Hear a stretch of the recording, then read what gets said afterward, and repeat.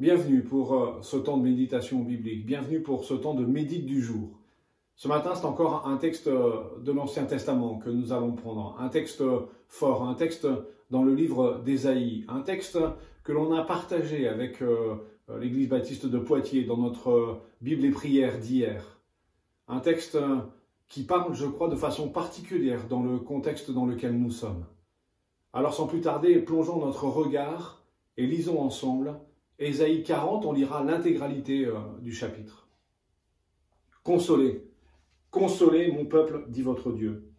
Parlez au cœur de Jérusalem, criez-lui que sa période de combat est terminée, que sa faute est expiée, qu'elle a reçu de l'Éternel le salaire de tous ses péchés.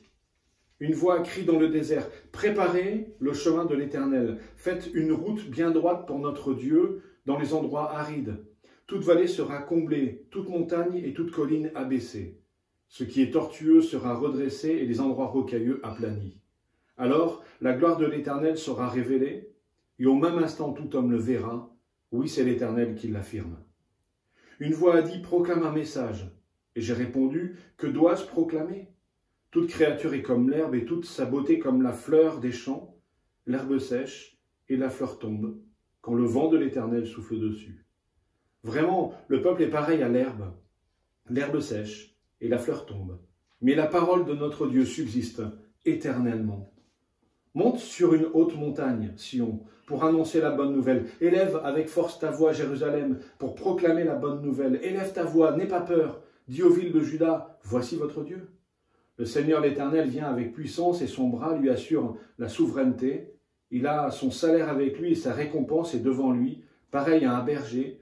Il s'occupera de son troupeau, il prendra les agneaux dans ses bras, il les portera contre sa poitrine, il conduira les brebis qui allaitent. Qui a mesuré les océans dans le creux de sa main? Qui a fixé les dimensions du ciel dans une mesure et fait tenir toute la poussière de la terre dans un tiers de mesure? Qui a pesé les montagnes à la balance et les collines à la bascule? Qui a compris l'esprit de l'Éternel et quel homme a été son conseiller pour l'instruire? Avec qui a-t-il délibéré pour se laisser éclairer par lui? Qui lui a appris le sentier du droit, lui a enseigné son savoir-faire, lui a fait connaître le chemin de l'intelligence? Les nations sont pareilles à une goutte d'eau qui tombe d'un seau. Elles sont comme de la poussière sur une balance, les îles sont comme une fine poussière qui s'envole. Les forêts du Liban ne suffiraient pas à alimenter le feu de l'autel, et ces animaux seraient en nombre insuffisant pour l'Holocauste.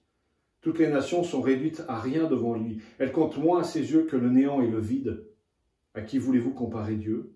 À quelle représentation pourriez-vous le comparer? C'est un artisan qui fond la statue, puis un orfèvre la couvre d'or et soude des chaînettes d'argent. Celui qui est trop pauvre pour une telle offrande choisit un bois qui ne pourrisse pas. Il sollicite les services d'un artisan assez habile pour fabriquer une sculpture sacrée qui ne soit pas branlante.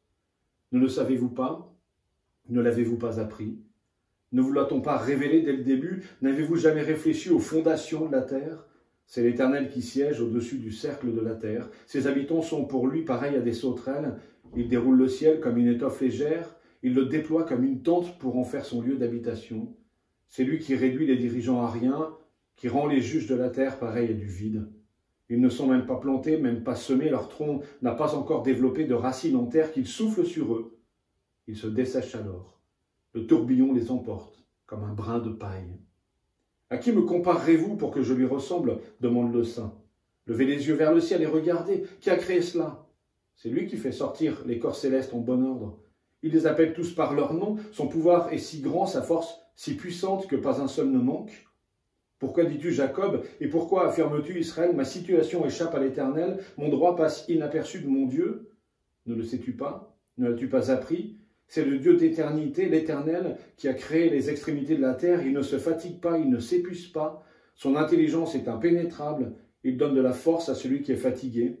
Il multiplie les ressources de celui qui est à bout. Les adolescents se fatiguent et s'épuisent. Les jeunes gens se mettent à trébucher, mais ceux qui comptent sur l'Éternel renouvellent leur force. Ils prennent leur envol comme les aigles. Ils courent sans s'épuiser. Ils marchent sans se fatiguer. Alors, simplement, une méditation peut-être un peu plus courte, aujourd'hui, parce que j'aimerais y associer un chant chanté par Madison, qui reprend ce texte et qui, en tout cas moi, me parle beaucoup. Mais simplement, quelques éléments du texte. La première chose dans ce texte, c'est que ce texte est construit sur un contraste entre nous et Dieu, entre le fait que Dieu est grand, infiniment grand, et nous infiniment petits. Et ce premier contraste de la grandeur de Dieu et de notre petitesse, on le voit apparaître à plusieurs endroits quand nous sommes comparés par exemple à de l'herbe qui passe et qui fane, lorsque les nations sont comparées à une goutte d'eau qui tombe d'un seau, mais aussi lorsque au verset 22 nous sommes comparés à des sauterelles. On voit aussi cette grandeur de Dieu lorsque le texte nous dit que Dieu déploie le ciel comme on déploierait une étoffe, un foulard, un cache-nez. Voilà, ça nous montre encore une fois combien Dieu est grand et dépasse tout ce que l'on peut concevoir, tout ce que l'on peut saisir de lui.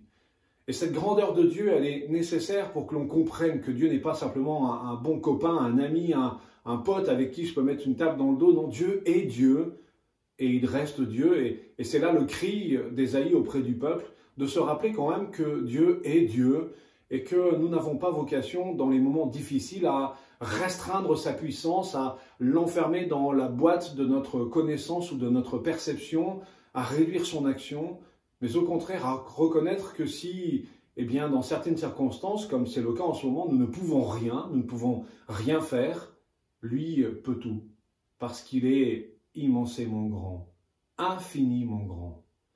Et ce texte nous emmène à un deuxième contraste, celui de la sainteté de Dieu qui contraste avec notre attache au péché.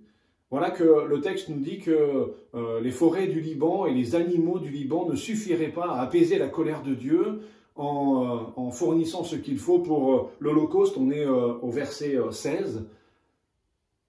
Et cela nous met en phase avec cette sainteté de Dieu qui dépasse tout ce que nous pouvons concevoir ou penser. Dieu ne peut même pas supputer le mal, même pas penser le mal, même pas réfléchir au mal, alors que nous, ce n'est pas le cas.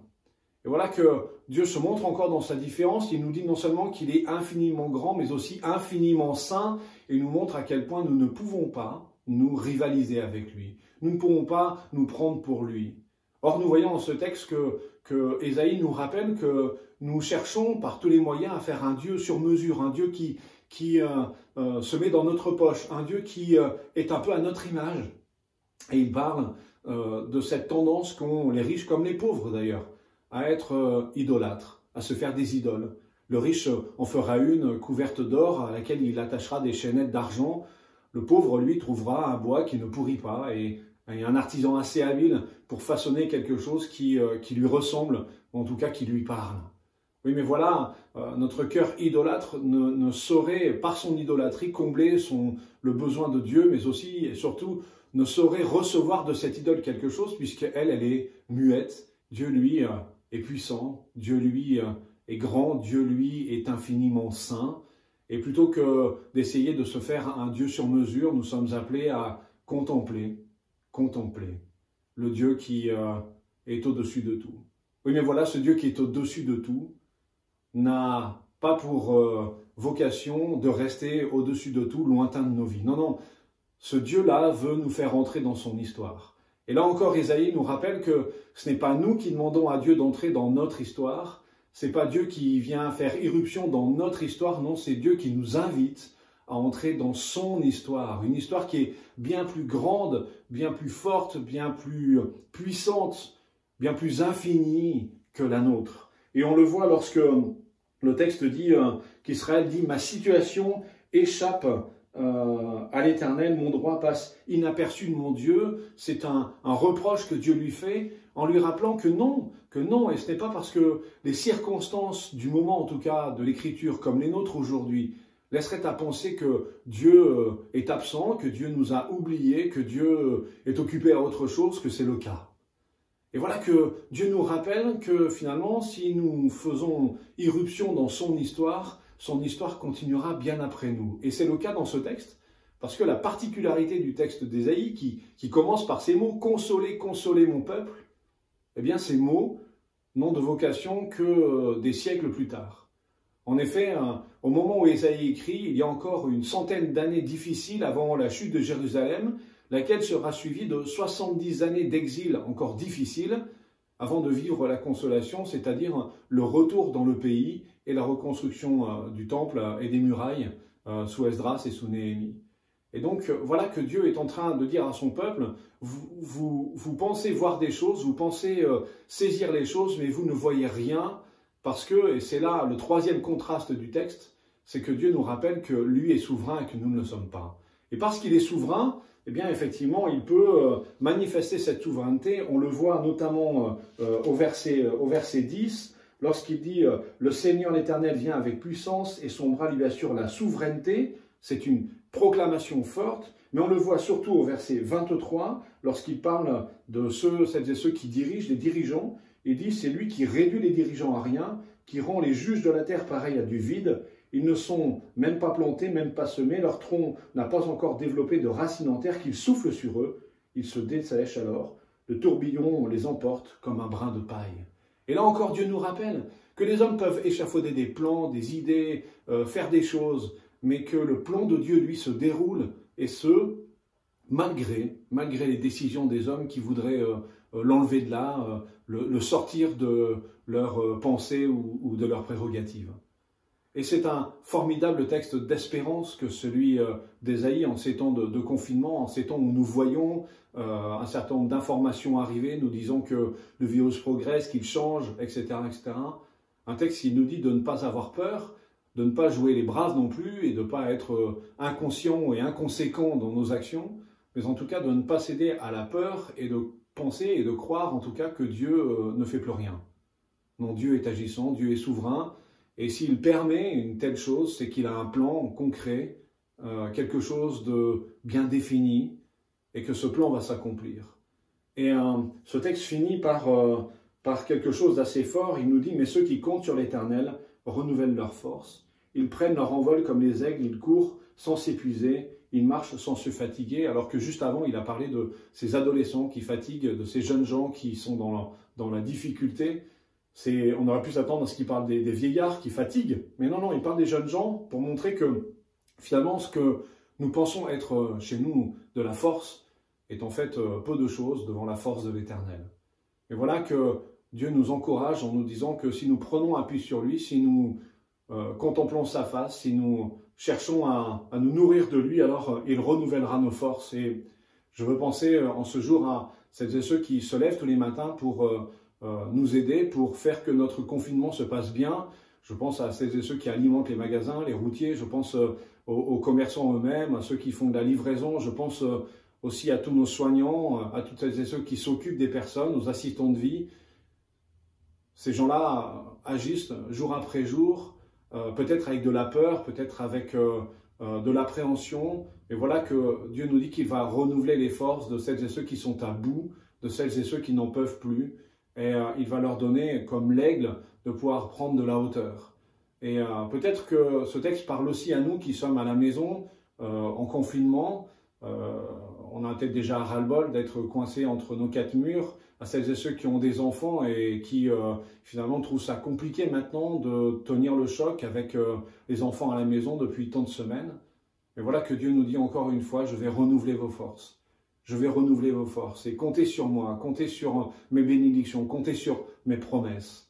Et j'aime ce texte et j'aimerais juste citer Christiane dans notre communauté qui nous a partagé cela hier dans ce cadre de Bible et prière, qui nous a dit, mais ce qui est beau avec l'aigle, c'est que l'aigle, il va faire des efforts pour monter, et puis quand il trouve un courant d'air chaud, eh bien il déploie ses ailes et il se laisse porter pour planer et pour aller plus loin. Eh bien le Seigneur nous invite à nous laisser porter sur le vent de l'Esprit, porter par le vent de l'Esprit, pour aller plus loin, pour aller plus haut avec lui, et pour prendre de la hauteur sur la situation, afin que la peur ne règne pas dans nos cœurs, mais que nous ayons vraiment pleinement conscience que Dieu est grand, que Dieu est saint, que Dieu est souverain, et que Dieu fait des choses en toute justice, en toute sainteté, en toute grâce, et que nous en serons bénéficiaires.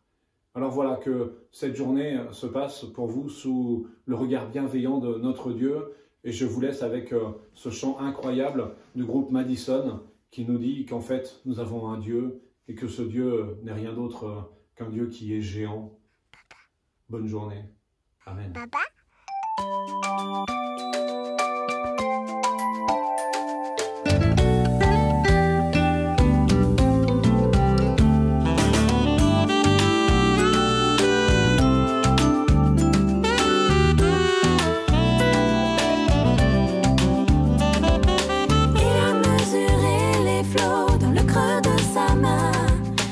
la plus petite flaque d'eau jusqu'au fond marin.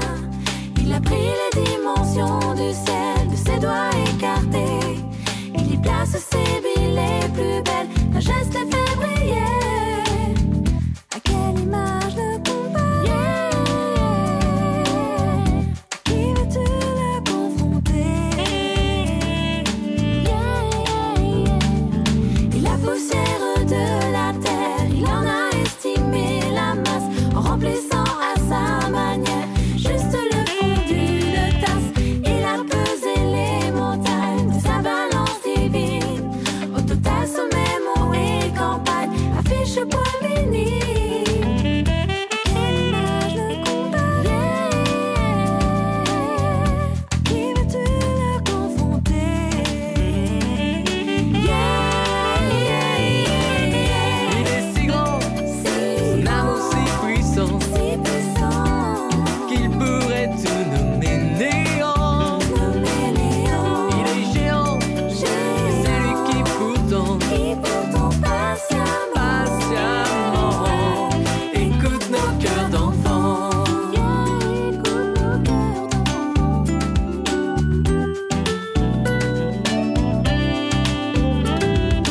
Il peut réduire en grains de sable les dirigeants du monde, ceux qui se disent intouchables à sa chaleur fonde. Il a installé son trône sur l'horizon infini, si haut que de là un homme ressemble à une fourmi. À quelle image le comparer? À qui veux-tu le confronter? Il est si grand, son amour si puissant, qu'il pourrait tout nommer néant. Il est géant, et c'est lui qui pourtant patiemment écoute nos cœurs d'enfants. Je ne pourrai jamais assez te remercier pour ce que tu as fait. Mais malgré tout, entends mon cœur, Seigneur, écoute ce qu'il crie. Je t'aime tant, Seigneur.